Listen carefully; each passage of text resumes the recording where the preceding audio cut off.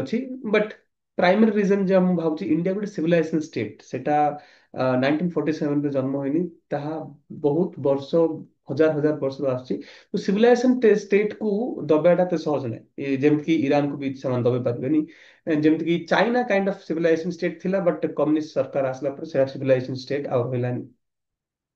କିନ୍ତୁ ଇଣ୍ଡିଆ ଗୋଟେ civilisation state civilisation state ତ ବର୍ତ୍ତମାନ ନାହିଁ ଆଉ କୌଣସି ନା ଇଜିପ୍ସିଆନ ସିଭିଲାଇଜେସନ ଅଛି ନା ରୋମାନ ସିଭିଲାଇଜେସନ ଅଛି ନା ଗ୍ରୀକ ସିଭିଲାଇଜେସନ ଅଛି ନା ନର୍ଡିକ ସିଭିଲାଇଜେସନ ଅଛି ନା ଚାଇନିଜ ସିଭିଲାଇଜେସନ ଅଛି। କୌଣସି ସିଭିଲାଇଜେସନ ନାହିଁ। Only and only civilisation that is existing is ଭାରତୀୟ ସିଭିଲାଇଜେସନ।